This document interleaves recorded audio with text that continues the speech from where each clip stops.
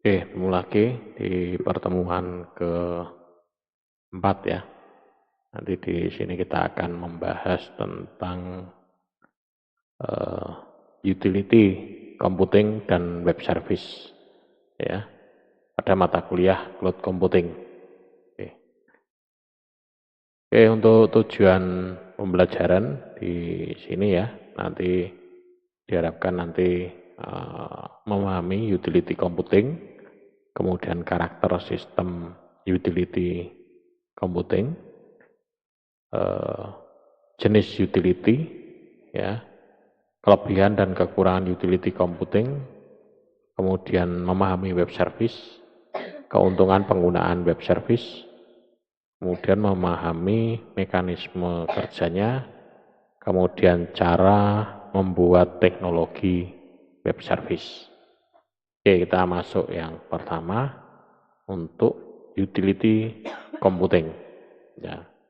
Jadi utility computing itu merupakan model bisnis pada resource system yang menyediakan suatu layanan komputasi dan juga manajemen infrastruktur untuk user yang sesuai dengan kebutuhan.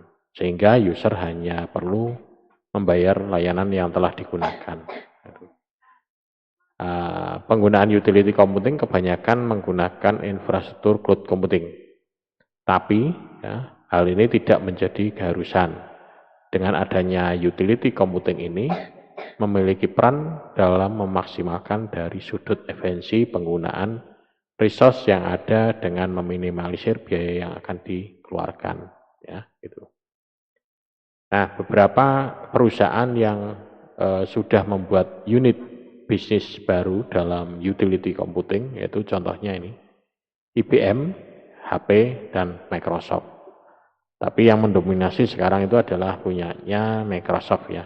Ya, kalau yang HP jarang, dulu IBM dan sekarang Microsoft ya itu. Jadi tiga perusahaan ini ya, ini kemudian barulah ada Google, Amazon dan juga yang lainnya memberikan utility computing dalam layanan cloud computing ya itu. Kemudian dari contoh utility computing, contoh yang lain adalah antivirus, database, kemudian backup software. Ya, ini. Dan ini memberikan terobosan dan harapan pada tiga hal, yaitu mengurangi kompleksitas, fleksibilitas cost, dan menyebab pos yang tidak naik ya, ini memangkas penyebab cost yang menjadi naik yaitu. Nah, ini adalah beberapa utility computing yang sering digunakan atau yang sudah ada. Kemudian karakteristik dari utility computing ini biasanya memiliki ciri khusus ya atau karakteristik tersendiri. Nah, cirinya adalah on-demand self-service ya. Ini kemudian broad network access, measure service ya. Nah, di mana on-demand service ini suatu layanan utility computing di mana mampu digunakan oleh pengguna serta sedia ketika diperlukan atau dibutuhkan. Jadi dia akan bersedia pada saat diperlukan. Ya, jadi layanan utility ini disediakan ketika diperlukan atau dibutuhkan. Namanya saja on demand ya, on demand self service. Jadi dia akan tersedia pada saat dibutuhkan. Ya. Kemudian broad network access. Ini satu layanan utility computing di mana wajib untuk dapat melakukan pengakses di mana dan kapan saja saat terkoneksi ke internet. Ini broadband access. Jadi jaminan untuk aksesnya ya ini. Jadi di sini network adalah wajib untuk dapat dilakukan pengaksesnya di mana kapan saja. Jadi akses ya. Kata kuncinya adalah pengakses akses. Ya, aksesnya itu. Kalau yang tadi on demand service di sini adalah menyediakan sedia ketika diperlukan ya. Jadi pengguna serta menyediakan ketika diperlukan atau dibutuhkan. Jadi harus siap. Kemudian yang ketiga, measure service. Ini adalah layanan utility computing yang dibayar sesuai dengan penggunaannya. Oleh karena itu, pelayanan ini tentunya wajib terukur baik. Jadi measure service. Jadi dia akan dibayar sesuai dengan penggunaannya. Gitu. Jadi misalkan kayak apa namanya ya, internet, nah, itu kan dibayar sesuai penggunaannya. Tapi kalau misalkan kita sudah paketnya paket ya sudah. Tapi kalau kita misalkan dalam bentuk bandwidth sekian mega, maka dia akan dibutuhkan sekian mega akan dibayar. Tapi kalau hanya terpakai hanya beberapa mega saja, ya itu yang akan dibayarkan, gitu ya. Kemudian jenis utility computing. Jenis utility computing di sini diantaranya adalah perangkat keras. Nah, ini ada server komputer, CPU, perangkat input, ya, kemudian kabel jaringan dan storage, ya, mungkin yang lainnya juga ya. Ini, jadi perangkat keras, hardware, ya. Kemudian layanan internet, ya, ini web service dan browsing perangkat lunak, ya, perangkat internet. Kemudian penggunaan grid computing, ya, ini jaringan berbagai komputer yang menjalankan middleware. Jadi middleware ini sendiri ini memiliki tugas, dia adalah untuk mendeteksi kekuatan pemrosesan CPU dan juga mengizinkan menjalankan perangkat lunak di berbagai komputer lain. Nah, komputasi grid ini kerap bermanfaat bagi pengguna atau pemrosesan komputasi skala besar. Jadi dia bisa apa ya, semacam kayak apa namanya, penggunaan CPU mengizinkan menjalankan perangkat lunak di berbagai komputer lain. Ya, jadi perangkat lunak itu bisa dijalankan di tempat-tempat yang lain gitu ya. Kemudian on-site data storage, ini lebih familiar atau dikenal dengan sebutan cloud. Ya, ini ada beberapa alasan biasanya mengapa perusahaan butuh layanan ini, yaitu mempunyai sangat banyak data perusahaan sehingga tidak punya storage fisik yang cukup. Ya. Jadi dia lebih ke apa namanya, menggunakan storage online yang sudah dibahas yang pertemuan sebelumnya ya. Ini storage service ini DAS ya, menggunakan data storage, data as service ya, itu DAS ya, itu.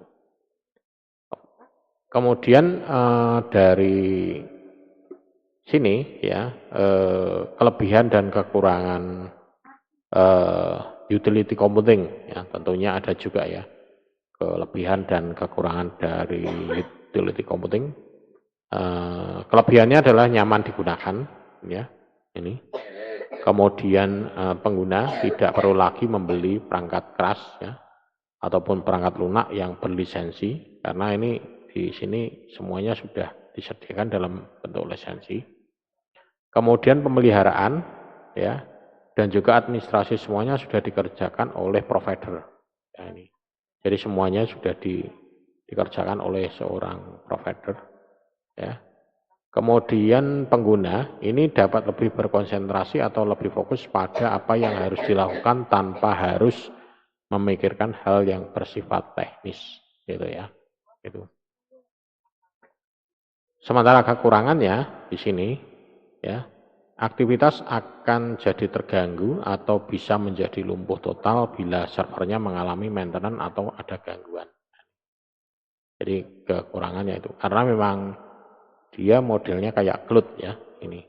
Kemudian harus terkoneksi ke internet untuk bisa menggunakan layanan ini. Ini harus ada koneksi internet. Kalau tidak ada koneksi internet, ya tidak bisa menggunakan. Ada koneksi internet tidak stabil juga sama saja ya. Jadi harus ada dan stabil. Dari sudut atau keamanan ini masih rentan ya ini. Jadi keamanannya juga masih kurang terjamin ya. Baik keamanan dari hardware, software ataupun mungkin dari jaringan infrastruktur ya. Kemudian pada saat kita berhenti berlangganan ya, berhenti berlangganan di sini tidak dapat dipastikan apakah data yang dimiliki sudah yakin akan terhapus. Nah itu, ya. Jadi kalau misalnya kita benar, apakah data kita itu benar-benar sudah terhapus atau masih ada di tempat penyedianya itu. Ya, jadi ada kekhawatiran kalau ini memang data-data yang cukup rahasia ya, nah itu sangat riskan kalau meninggalkan di mana di online gitu ya. Itu. Kemudian arsitekturnya web service di sini ya. Ini merupakan metode standar atau pertukaran data antar sistem mesin dengan menggunakan bahasa yang berdiri sendiri dan tidak terkait oleh satu sistem operasi atau bahasa pemrograman tertentu. Jadi basisnya adalah ini. Nah, ini web service ini biasanya nanti lebih banyak lagi dibahas di mata kuliah data warehouse atau mungkin di itu ya, di mata kuliah yang lainnya ya. Web service ya, web service. Nah, itu. Ini. Dan web service ini punya kemampuan unik ya untuk membantu programmer ataupun developer untuk membuat sebuah aplikasi berbasis web ya itu. Jadi web service ini sangat membantu sekali ya ini. Kemudian di dalam web service ini juga merupakan salah satu jala yang sering dikabarkan saat ini, mengingat banyak keunggulan di mana dapat diberikan web service terpenting dalam hal interoperabilitas yang tinggi dan kegunaan untuk mampu mengakses bila mana selama mesin berhubungan dengan jaringan internet. Jadi di sini ada service provider, kemudian ada service requestor, service register, ya. Dan ini saling berhubungan dari sini. Nah, definisi dari web sepenuhnya, ini web service sepenuhnya ini mengacu pada standar web XML ya ini. Jadi kalau misalkan di dalam sini, nah ini definisi ini dari layanan web ini mengacu pada ini standar web dan XML. Nah, layanan web ini dapat membantu. Yang pertama ini, lakukan ke integrasi platform selama eksekusi pada mesin virtual. Yang pertama ya. Kemudian yang kedua integrasi web dengan middleware, object oriented. Ya. Kemudian yang ketiga alur kerja terisolasi dan integrasi layanan WSFL, Web Service Flow Language. Ya.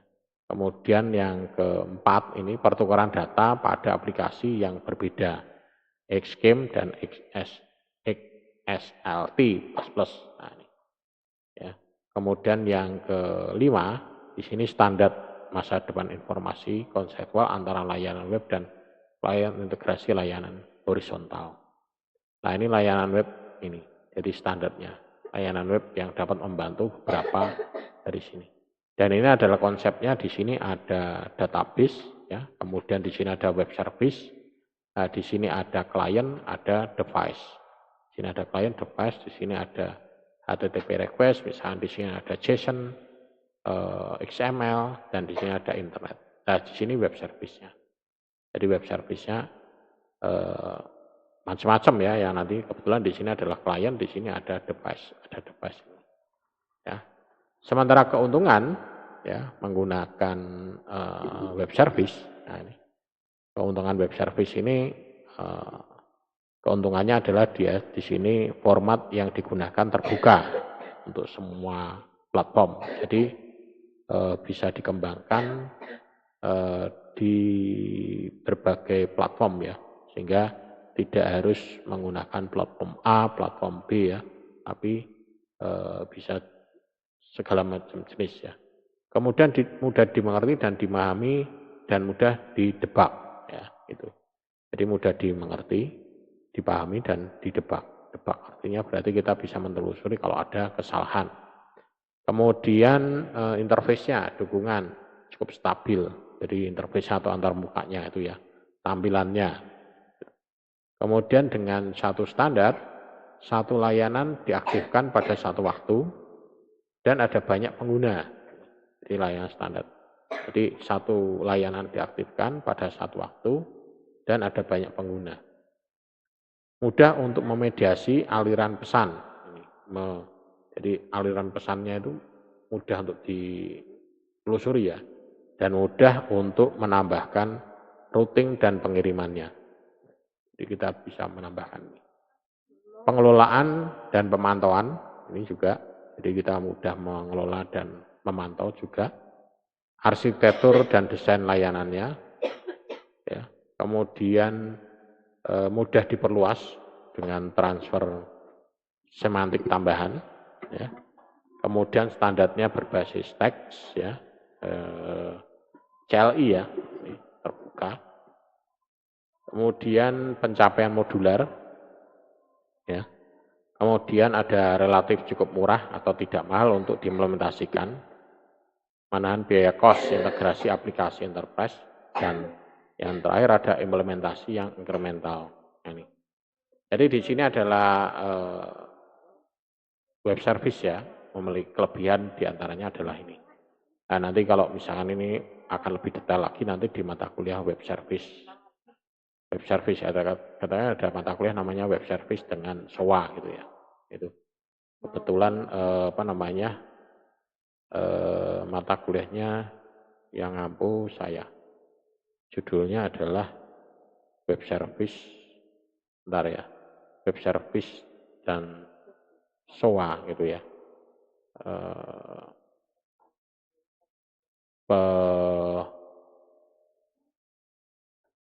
Pengelola namanya teknologi web service. Nah, itu ya. Namanya teknologi web service. Nah, ini. Jadi judulnya ini. Nah, jadi akan lebih detail lagi nanti dibahas ini teknologi web service SOA dengan XML ya. Jadi nanti di sini ada khusus ini ya tentang pengenalan web service itu apa lebih detail lagi ya. Kemudian ada simple swap itu apa. Ini nanti di layanan yang membuat dasar di web service apa. Nanti bisa lebih detail lagi di mata kuliah itu ya. Tinggal nanti ada dapat enggak gitu ya. Ini. Kemudian mekanisme kerjanya di sini. Layanan web ini suatu mekanisme atau metode komunikasi di antara perangkat atau device elektronik yang menggunakan network ya ini. Di antara adalah W3C. W3C itu adalah World Wide Web Consortium ya. Ini. Jadi nyebutnya ya bukan W3 ya, tapi WWWC. Nah itu ya. Itu WWWC. Jadi WWWC di sini ya. Ini WWWC ini adalah sistem software yang dipersiapkan untuk membantu interpretabilitas antara mesin melewati jejaring bahasa. Ya. Jadi biasanya di sini menggunakan WSDL, Web Service Description Language. Ya. Jadi selain menggunakan pesan SOAP ya, Simple Object Access Protocol seperti yang tadi nanti di mata kuliah selanjutnya, untuk terhubung ke layanan web ini dengan sistem sebelumnya ya, mungkin yang setelah disepakati oleh deskripsinya sebagian besar kebanyakan dikirim menggunakan HTTP, Hypertext Transfer Protocol ya, atau dengan serialisasi XML ya. Jadi WC3 ini ada dua kelompok, REST Web Service dan Complaint Web Service. Jadi tujuannya adalah untuk menggunakan satu set operasi, set list terpadu ya. Kemudian yang kedua layanan web atau web service. Ini pemakaian berbasis XML ya, Extensible Markup Language. Jadi pesan atau komunikasi yang sesuai standar SOAP. Dan terkenal atau populer dengan usaha tradisional ya. Untuk kondisi saat ini pengguna web service ini lebih pas atau cocok digunakan untuk penyelesaian sistem bisnis konsep ya yang berbasis terpadu. Ya, ini. Kemudian portnya yang jalan di sini biasanya WSDL ya dengan menggunakan port 80 misalnya ini web service. Kemudian web API, ini juga jarang. Application Programming Interface. API ini merupakan interface yang dapat menghubungkan satu aplikasi dengan aplikasi lain. Jadi ketika digunakan dalam lingkungan pengembangan, API ini biasanya merupakan kumpulan pesan perintah HTTP ya, yang telah ditentukan sebelumnya dan didefinisikan struktur pesan responnya. Ya. Ini biasanya dalam format XML atau JSON ya. Dan cara dijalankan layanan web composite seperti layanan ini dapat dianggap otonom karena klien tidak memiliki kendali atas layanan ini. Jadi lebih mudah ya, dan kebanyakan di sini bisa dipakai untuk penyebaran data ya. Ini tinggal kita mengembangkan yang lainnya. Kemudian RPC, Remote Procedural Call. Ini suatu teknologi yang membuat antara klien set dan server set saling berkomunikasi. Ya. Jadi konsepnya menggunakan dua RPC ya, XML RPC dan JSON RPC. Kalau yang XML ini menggunakan format XML untuk media transfer datanya. Sementara JSON ini menggunakan JSON ya, RPC untuk mentransfer dan menyediakan datanya. Gitu. Sementara yang terakhir di sini adalah arsitektur berorientasi layanan. Ya, ini.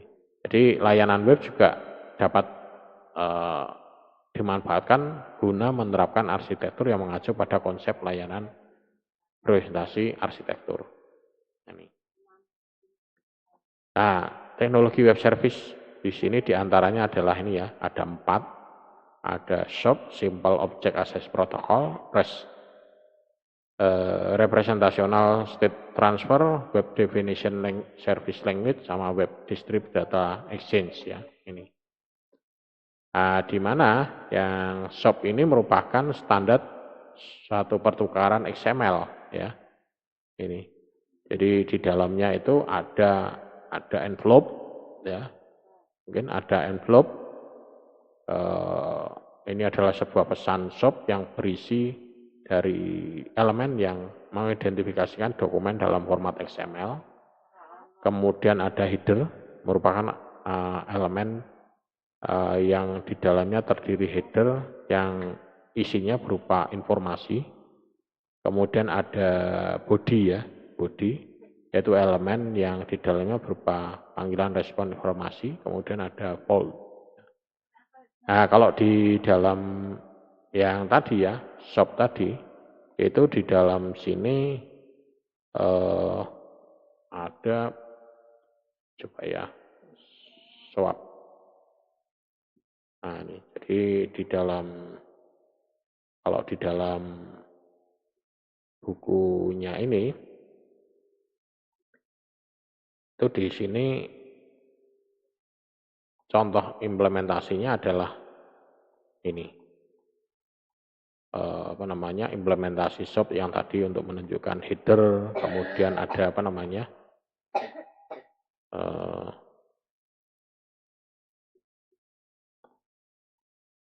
ada header, ada, nah ini ya, ini coba kalau di mata kuliah ini ya, teknologi web service, ya, ini lebih detail lagi ya. Ada SOAP envelope, SOAP encode, ada pesan RPC, ya ini.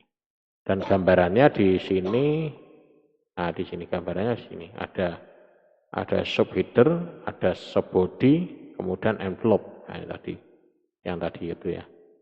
Jadi di dalam ini. Kemudian ada subaktor. Nah ini subheader isinya apa? Ini kalau di mata kuliah teknologi web service akan dibahas lebih detail lagi di sini. Tapi kalau kita di sini hanya sepintas saja ya, memahami. Kemudian ini ada praktek-prakteknya sebetulnya kalau penggunaan XML ya. Contoh lagi sini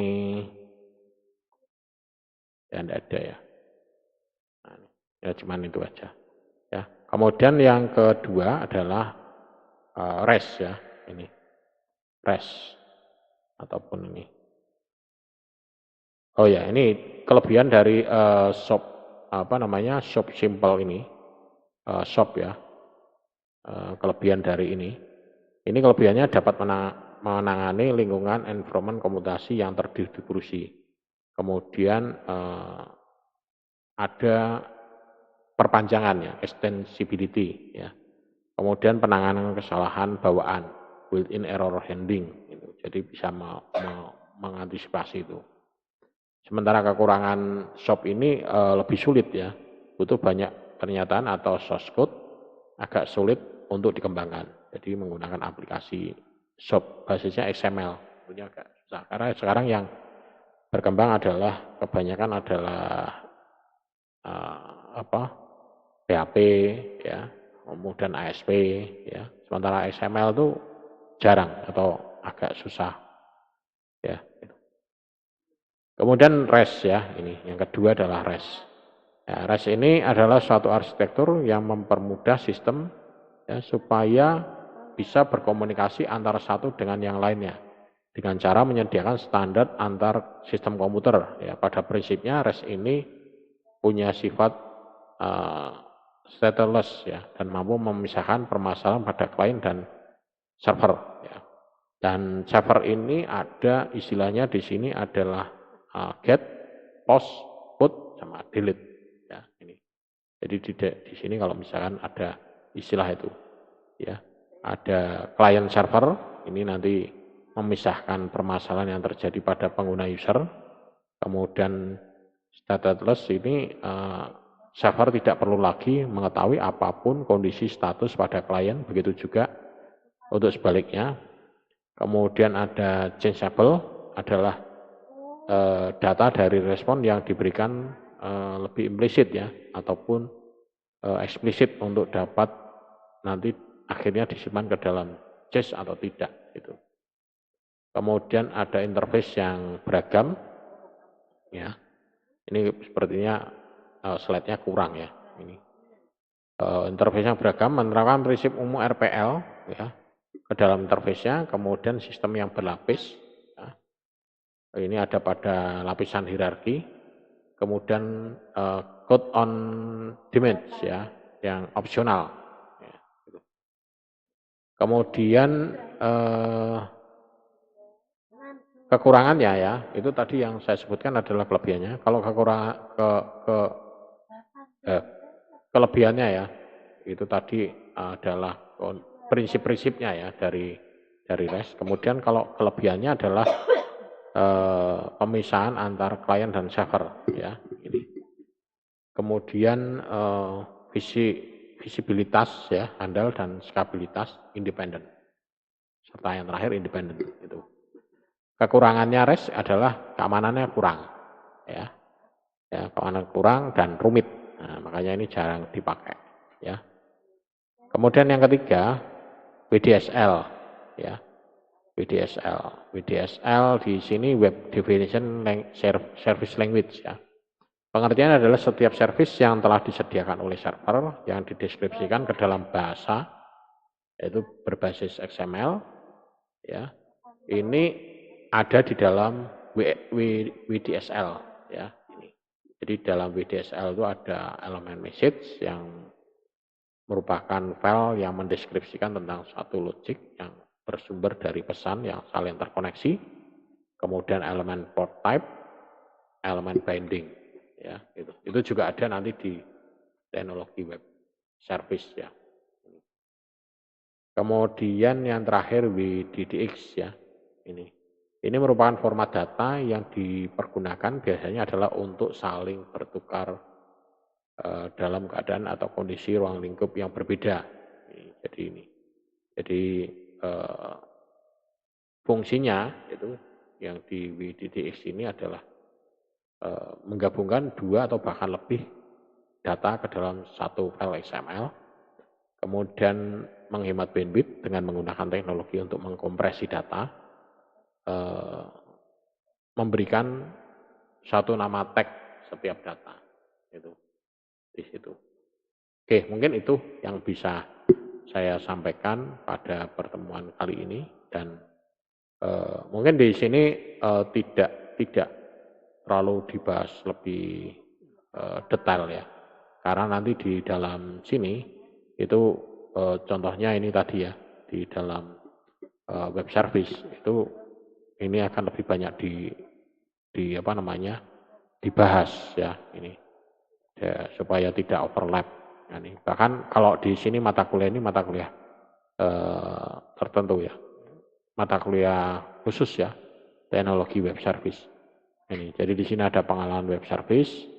Web service itu apa, kemampuannya apa, mengapa menggunakan layanan web service, blok bangun layanan web itu seperti apa, ya. Kemudian apa namanya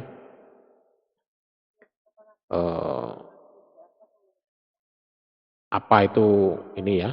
Jadi kalau misalkan saya buka ya, ini materinya khusus untuk yang web service ya. Ini coba ini mana belum buka ya. Nah ini. Jadi kalau misalkan di dalam web service ini, ya ini nanti di sini ada ini. Nah ini. Jadi, nah ini. Jadi mengapa perlu menggunakan layanan web service? Kalau misalkan ini, jadi ada persyaratannya, ya kerjasama yang baik, internet yang bersahabat tentunya, kemudian model hubungan interface yang kuat, kemudian kemampuan menggunakan standar internet yang sudah ada, mendukung banyak bahasa. Ini, jadi aplikasi di sini API ya, bisa digunakan seperti ini, bisa menggunakan API Twitter, API Facebook, WordPress, ini simbol apa lagi, PHP, dan yang lainnya. Ya, jadi ini semuanya dari ini persyaratan. Kemudian blok bangunnya adalah diantaranya adalah ini, ada discovery, description, message format, encoding, transport ya. Nah, ini. Ada directory. Nah, di sini ada WSDL ya. Ini. Kemudian shop XML di sini formatnya. Ya, blok layanan webnya seperti ini. Nah, sementara kalau di dalam keputusan layanannya di sini dia masuk di dalam OSI 7 layer ya. Nah, ini. Jadi memiliki protokol transport menggunakan layanan ini OSI 7 layer. Ya, kemudian kalau apa yang tidak ada dalam layanan web ini API spesifik untuk layanan web. Nah ini contoh-contoh yang web service. Nah ini contoh-contoh web service bisa diakses di sini. Ada contoh-contohnya ini W3, WRG. Mungkin kalau ini bisa diakses contoh-contoh web service ya. Oke ya, ini adalah contoh apa namanya di dalam penggunaan ini ya, pengenalan web service ya gitu. Kemudian kalau misalnya kita lihat di sini swap sendiri di sini ada banyak ya. Di sini deskripsi singkatnya apa, shopnya. Jadi kalau misalnya kita bicara tentang shopnya itu ya. Nah ini kita bicara shopnya mana belum buka ya. Nah ini shopnya ya. Ini. Jadi kalau kita bicara shopnya di sini, nah ini. Nah ini akses publicationnya di sini shopnya, simple access protokolnya ini. Jadi di sini ada web service client, ada shop request, ada prosesnya seperti ini ya. Ya, tapi ini nanti lebih detailnya lagi nanti pada saat Anda masuk di ini. Nah, ada shop emblem, encode, kemudian pesan-pesan RPC, ya. Ini. Dan di sini di dalam sini ada envelope, header, dan body untuk shopnya, ya. Kalau kita lihat di sini, nah ini anatominya seperti ini, sunshop, ada header, ada body, envelope, seperti yang tadi ya, saya utarakan. Mesin ini tadi masuk di dalam slide-nya tadi ya, karena belum saya tambahkan.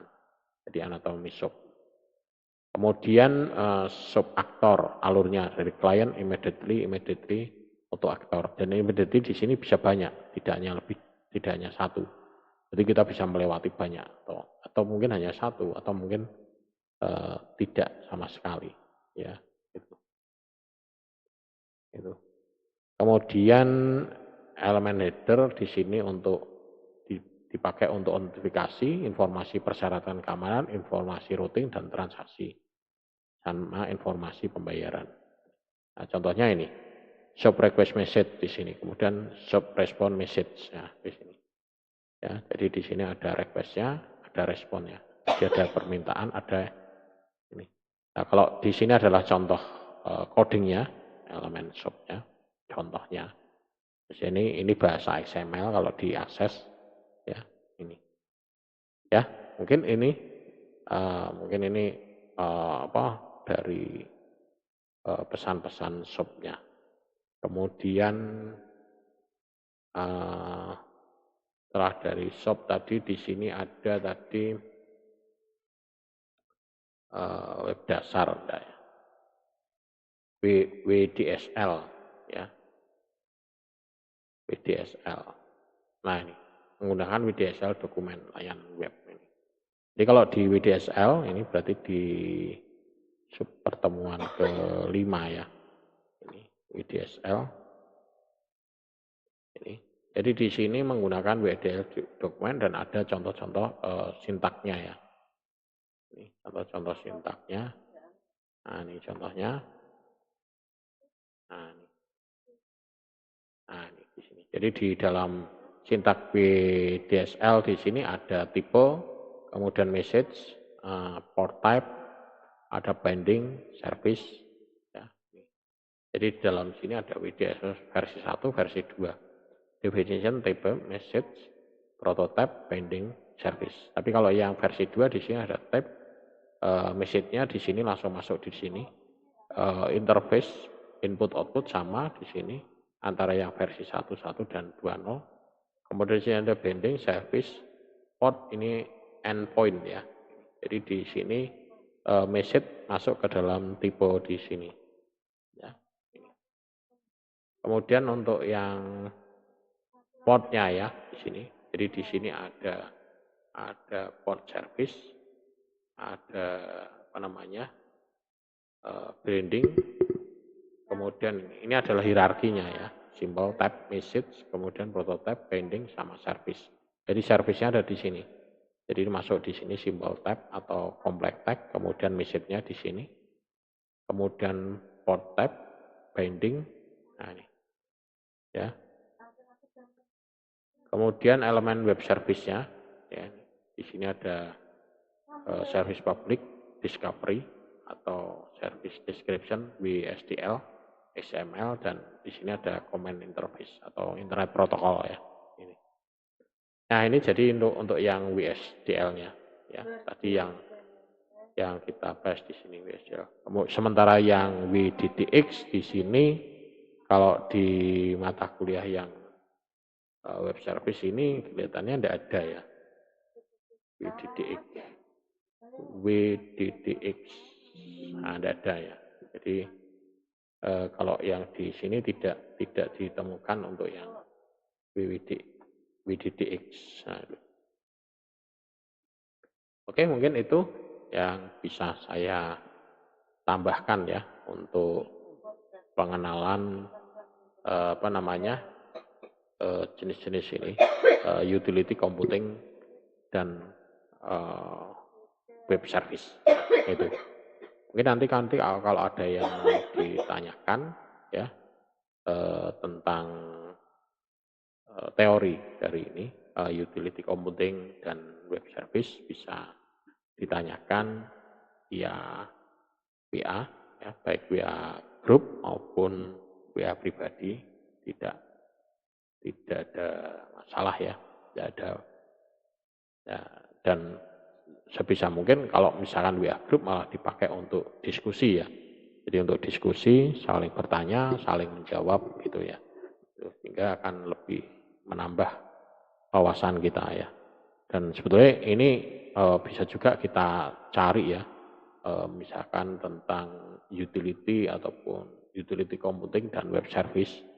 Itu bisa kita cari, apa namanya, bisa kita cari artikelnya ya, itu dengan menggunakan misalkan saya menggunakan tools ini Jadi misalkan kita cari di sini adalah utility, kemudian computing, ya, kata kuncinya itu ya, kemudian web service. Nah ini, jadi menggunakan tools ini, nah ini saya bisa mencari di sini bahwa di sini nanti akan ketemu istilah utility, computing, dan web service. Dan ini nanti di sini banyak sekali artikel yang ditemukan, ya. Mana? Nah ini yang ditemukan di sini diantaranya untuk ini. Misalkan kalau ini saya buka, ya dia nanti dia akan otomatis akan masuk ke ini, apa namanya? Nah ini tentang Gridbook Toolkit Service Oriented and Utility Computing. Nah, ini. Jadi dia fokus membahas ini. Kemudian kalau misalkan yang lainnya lagi juga ada ini, ya ini prinsip Utility Computing Service. Nah ini, jadi ada seperti ini juga. Ya. Nah, nanti bisa digunakan ini sebagai referensi untuk pencarian, ya, untuk sumber-sumber data gitu ya. Mungkin itu ya yang bisa saya sampaikan untuk pertemuan keempat ini, dan mungkin nanti kita sambung di pertemuan selanjutnya. Selamat malam, siang, ataupun pagi ya bagi Anda semua yang mengakses. Terima kasih, sampai ketemu di pertemuan selanjutnya.